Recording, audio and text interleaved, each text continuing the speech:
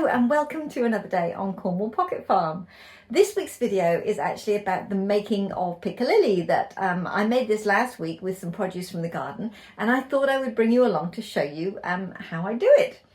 I'm actually just doing a quick intro video in my sewing room because we actually have guests and visitors at the moment, which is absolutely wonderful, but they're all in the rest of the house, so I thought I'd do a quick intro and then we'll get straight into the video where I show you how I've made the piccalilli. Generally when I make something, I sort of take a guide from the recipe, shall we say, because what I have in the garden isn't actually what's in the recipe. I've got a few gherkins and I've got loads of beans. Well, these gherkins are becoming thick and fast, and I have preserved a whole bunch of pickled gherkins. But now we've got enough pickled gherkins, so what I'm going to do is make a piccalilli. And I have made it before with just cucumbers. And this year I've got a load of gherkins and I've also got a whole load of beans. So the piccalilli is going to be gherkins and beans this year. So first job is to chop this up into small sort of pieces and put some salt on it. And that's really just to take some of the moisture out, because I think, well, the gherkins are a little firmer probably than cucumbers, but they do have quite a lot of moisture in them. So the first job is to sort of take some of that moisture out. And then the beans I don't think would have that much moisture in them, so I'm not going to salt those. And the other thing I should say is the recipe that I used last year, I'm using that again, but we found it was a little bit sweet. So this year I'm going to do a little bit less sugar in the recipe, and I'm going to up the mustard because it could have been a bit more spicy. So that's the plan. On with the chopping.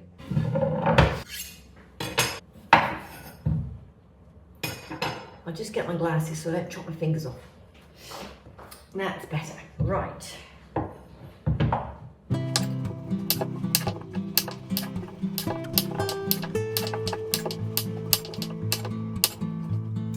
Now the recipe I used last year called for 6 cucumbers or 12 small apple cucumbers. Now, these are gherkins. I've got 1, 2, 3, 4, 5, 6, 7, but they're smaller. So I actually think the quantity that I'm making this year will be a bit more because I'm also going to add beans to this. So this isn't quite 6 cucumbers, I wouldn't have thought. Now what I'm talking about is the cucumbers that we grow, the little muncher crew cucumbers. It's not the big telegraph tube cucumbers. So they're only sort of this size.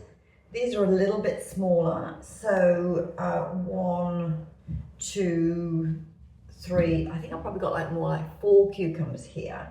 But as I say, I'm going to put some beans in as well. Yeah, so we'll play around with the amounts. And of course the ends go to the worms. Right, small chunks.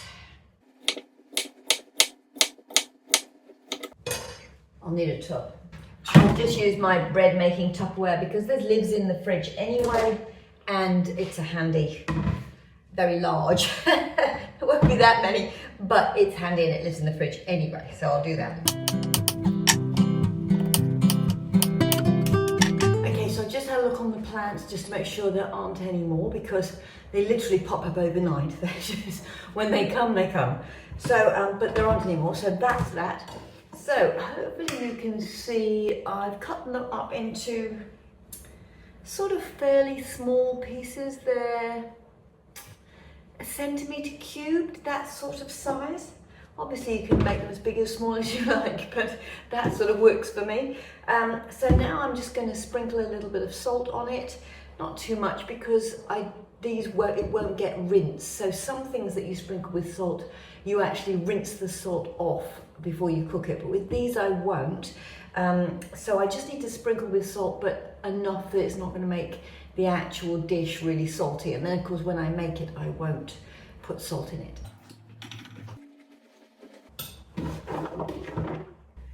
Okay, so they've all got a bit of salt on. Now I'm just going to put it in the fridge and I'll leave it for a few hours. It's 8:30 at the moment, so I'm going to leave it here and I'll probably do this afternoon. So it'll be about 6 hours, something like that. I've actually put the kettle on for a cup of tea, which is probably what you can hear in the background, but I can't have a cup of tea yet because I've just looked at the recipe and there are actually 4 large onions in the recipe as well.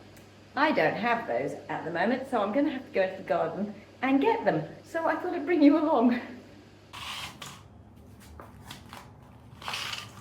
The silver sparkly ones won't cut it. These are old crocks which I've had for a million years, and they are perfect for the garden. Okay, here we go. The garden is in its late summer garb, so it is a bit of a mess, but I have some onions through there. Let's go and get those. Those I think will do the job. First of all, I've got to fight my way through the corn. Courgette coming there, nice. Tomatoes, any tomatoes? None on there. These tomatoes, I should say, these tomatoes, our main crop tomatoes, are very, very slow this year. I haven't got any ripening at all yet. I mean, they're coming along. There's some big, big clusters on there, but none ripe that I can see yet. I can see heaps and heaps and heaps of them in there, but they're not ripe. So, still waiting on those. These little ones here, these little cherry ones, they've been providing tomatoes for us, and so have my potted tomatoes. So we do have heaps of tomatoes to eat, but the main crop ones I use for preserving are not yet happening. Now, these are the beans. These are the beans that need eating. They have just come and come and come. I mean, honestly, thick and fast. We cannot keep up with them. There are a whole heap down low. Oh golly, look, massive clusters over there. Yep, all the way through there. So many beans. So I shall be out to pick those in a little while. But first off, we're after the onions because they need to be chopped and go in with the salted produce. Get through this corn. Bit of chard there. Never get past a bit of chard. Right, which ones do we want? This one. I needed to harvest these anyway soon, so that one can come. Other ones are a little bit small, maybe. I've got a couple in the conservatory too. Let's have that one. They're coming out really easily, as you can see. Those ones are quite diddy, but they do need harvesting. I could just take them all out. And I've got a baby passion fruit. It just popped up, so I need to basically dig that out carefully and pot it up because my passion fruit, my old one, has died. So that's a happy accident. What I might do actually is just, rather than going to find more big ones, I might just clear these little ones because it was a job I needed to do anyway. Right, that will be enough onions for the job, I think. Okay, I have some onions now. Now, I do have some already drying in the conservatory, but they're already partially dry, so I thought I might as well go and get that little patch of onions that I was going to use instantly anyway. So, 4 big onions. Let's just, obviously these are a bunch of little ones, but it works. These little ones, the ones that don't grow very big, they are perfect for lunches. So when I'm just making something on toast, I need some onion, or I just need a little bit of onion. They're just perfect size, so I quite like the little ones. Okay, so it's time for my very nifty machine. I have this little gadget, and it is brilliant. Every time I do my preserving, I just use this because it takes the pain out of chopping onions. So essentially, you basically get your onions, you just chop them into, I just do 4s really, like that, quite quickly, so that you don't don't start crying too much. Depending on how big the onion is. I'm incredibly wimpy. I'm already crying. I better get the tub out, haven't I? Oh, golly gosh. Right. So the trick, which is a brilliant little gazebo, is you just pull this. Excuse the noise. Actually, I'll take it off this because it's slippy here. It has a little rubber bottom so it doesn't slip, but not when you put it on the chopping mat. Here we go.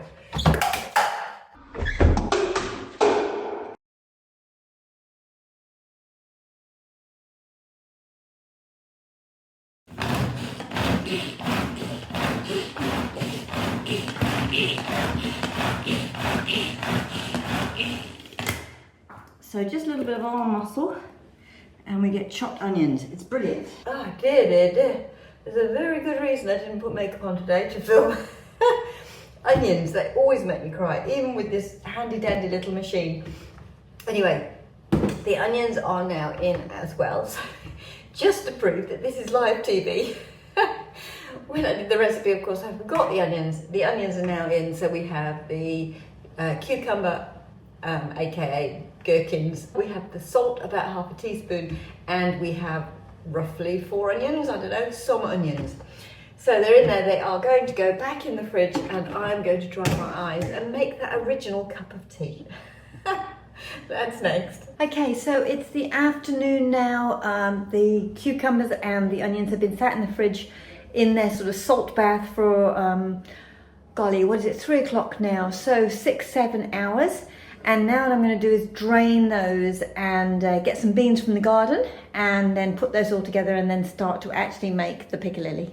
I've just picked the beans from the garden, given them a rinse in our outdoor sink. Hopefully those should be enough, but if I need more, there are plenty, plenty on the plants. So the next job is to actually top and tail those and to chop them into sort of small pieces, about the same size as the cucumber, I would imagine, something that size. And yeah, we'll get on to the next stage.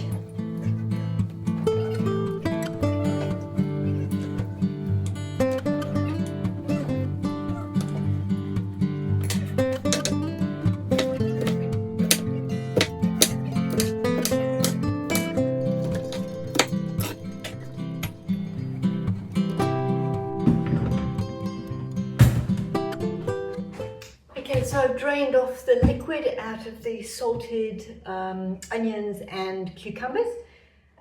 So yeah, I've got rid of the water, and now I can put the beans in as well and mix it all together.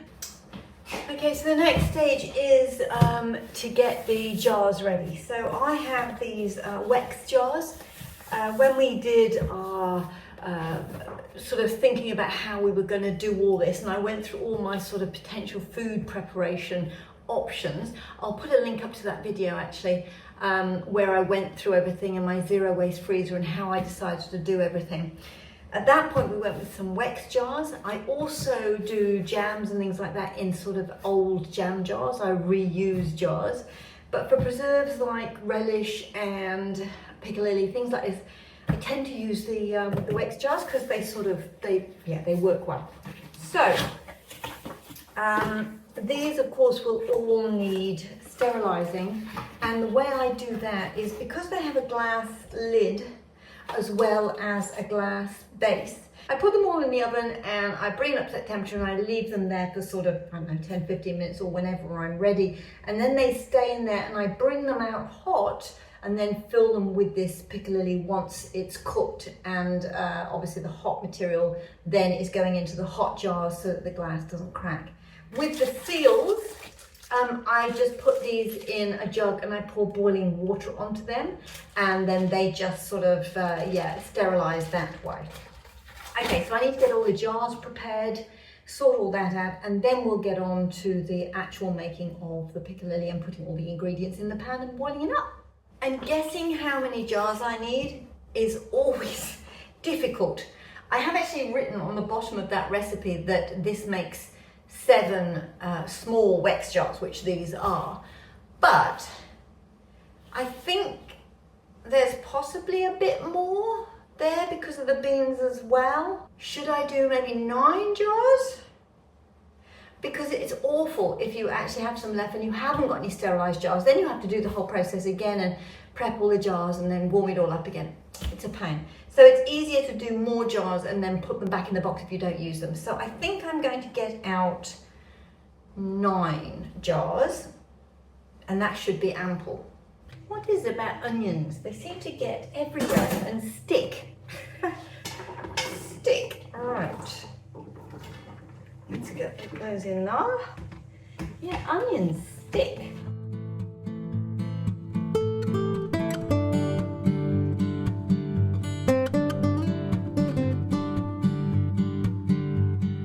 Okay, so that's in the pan. What comes in next?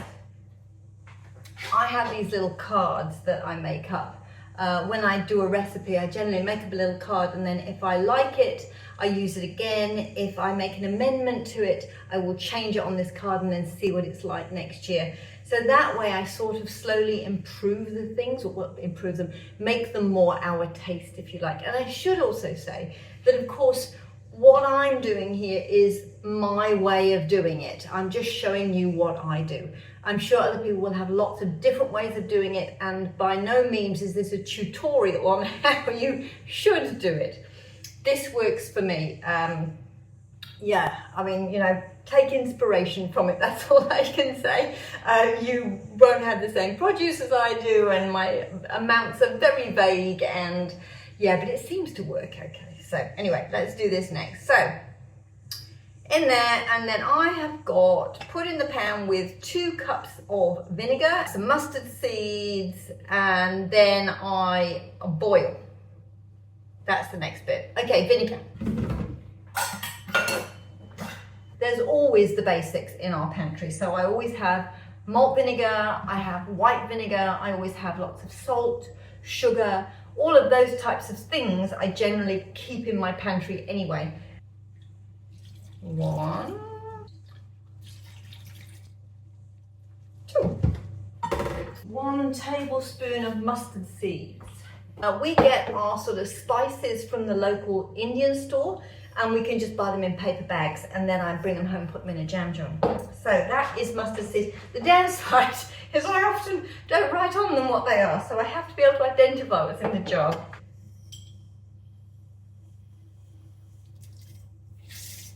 Right, okay, so now I just need to boil for 15 minutes. Right. So a bit of a change of plan. I've just been looking at it on the stove, and I don't think there's going to be enough liquid. I think I do have a bigger quantity than I did last time. So I think I'm gonna add in an extra cup of vinegar, because the only thing that goes in after this is some sugar and some bit of flour for thickening and sort of the spices, curry powder, turmeric and mustard powder. So nothing really that's sort of going to bulk up the amount of liquid in there to sort of create the sauce. And at the moment, there's only a little bit of sauce and quite a lot of vegetables. So I'm gonna add another cup of vinegar, I think, and then adjust accordingly on the other ingredients. Yeah. So now you can see I've added in a bit more vinegar, and the vinegar is sort of more at the same sort of level as the vegetables, which is good. And I should also tell you about my utensils. I have had these for ages. I've got a whole bunch up there of stainless steel utensils. Literally, I've had these since I was 20.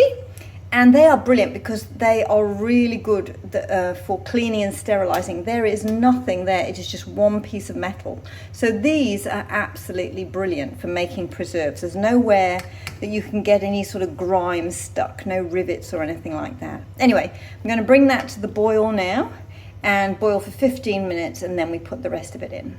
Right, so while that is coming to the boil and doing its thing, I thought I might as well prepare the sort of the paste with the spices in it. So I'll get that done. I'm gonna do just a little bit more, because obviously I put in 2 cups of vinegar plus another cup.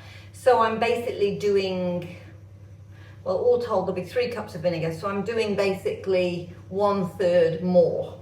So I shall just need to over add in here. Bearing in mind as well, I must not forget to put slightly less sugar in, because last time it was too sweet. So don't let me forget, because if I can forget, I shall be really cross with myself. Right, what does it say? So last year, it said 4 cups of sugar, and it was really too sweet for us. So I want to really probably half that, I think. Because it's got a load of vinegar in it, so I think it will preserve fine. There's lots of vinegar, and there's also all these curry powder, mustard powder, all of that sort of stuff as well. So I don't think the sugar is that critical for the preservation. And of course it will be sort of air sealed. So I think I only want to put in 2 cups of sugar, but obviously I've added in a bit more vinegar and I'm making more of the sauce. So maybe I'll put in 2.5 cups. Does that make sense? Or 3? I'll think on that. Okay, so let's make the paste. Now, I always get this part where I've changed the amounts, and now I'm trying to work out what 1/3 of 2 tablespoons is. Okay, Let's put the 2 tablespoons in and then we'll work on the other bit. So this is just the mild curry powder. But again, I'm not very precise with it anyway, so yeah. So I think there's definitely 2 tablespoons go in there. And then we want 1/3 of that, so we don't quite like it spicy, so let's put another half in of that. Right, gotta do that. Mustard powder is 1 tablespoon. So that will just be sort of like, I think I want it quite mustardy actually, because it wasn't very mustardy last time, and it's supposed to be a sort of mustard pickle. So I think we're gonna do a very good heaped one. There we go, very exact. And then we've got turmeric. Let me find the turmeric. Turmeric, again, 1 tablespoon. So turmeric is really just colouring. So let's do that. That's a good amount, isn't it? Right. And then we just need to add the flour. Oh, golly, more maths. 2/3 of a cup of flour. Oh, golly. What's 1/3 of a cup and 2/3 of a cup? I'll have to work that out. Okay, I'll get that back to you when I've got all those in here, and then we mix it with some vinegar, the last cup of vinegar, to make a paste. It's quite pongy in here now because that vinegar's boiling quite a lot. Anyway, let's get this vinegar in here. I put the flour in, made an estimation best as I could, next to a paste.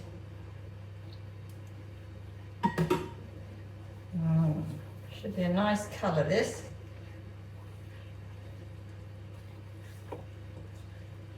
Ooh, it's like mud pies, yay. Right, that's all good now. I just need to get the sugar out now so we can add the sugar to the main pot. So it's 3 cups of sugar. No. I am not going to do that. I decided it was going to be 2.5 cups of sugar. I must change that. 2.5 cups of sugar. 1, 2. 2.5 cups of sugar. Right. That is correct, isn't it? Yes.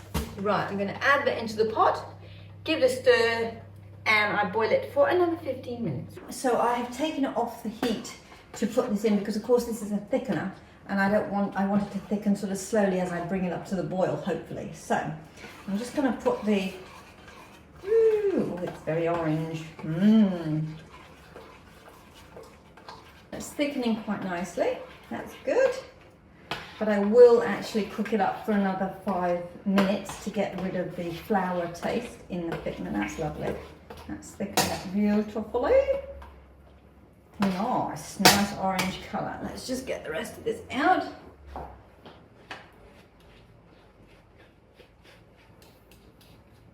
So now I'm just going to bring it back to the boil and boil it up for another 5 minutes just to make sure it's properly thickened and all integrated and melanged. Yum.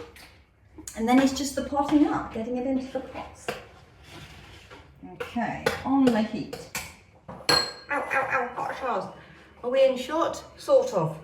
Okay, I'll just do one of these and then you can see how I'm doing it, and then I'll do the rest off camera. So essentially I just put it into the jars through a bit of a funnel.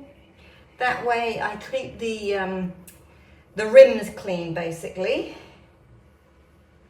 Right, so I just fill them up basically, put the rings on, seal them up, put the clips on, bob your auntie. I'll bring you back when I've got them all filled and you can see how many I've got. Okay, well, I have finished the piccalilli, and yeah, I didn't end up with as many jars as I thought. So if you can see over there, I have 6 full jars and 1 little half jar which we will eat first. But yeah, after all that, not as many jars as I imagined, but I'd rather have more jars available than less, so I always sterilize more. But that will do us, and the beans are showing no signs of stopping, nor are the gherkins, so yeah, there could be some more piccalilli in my future. Anyway, I hope that was of interest to some people, and maybe you want to have a go at making your own piccalilli or mustard pickle. I'm not quite sure what what you call it in the States or in other parts of the world. So maybe pop a comment below just to let me know, because I'd be very interested. I know it from the English piccalilli. It's probably not called that everywhere. But anyway, I have now 6.5 jars of piccalilli, which I'm very pleased with. So anyway, I will see you next time. Bye.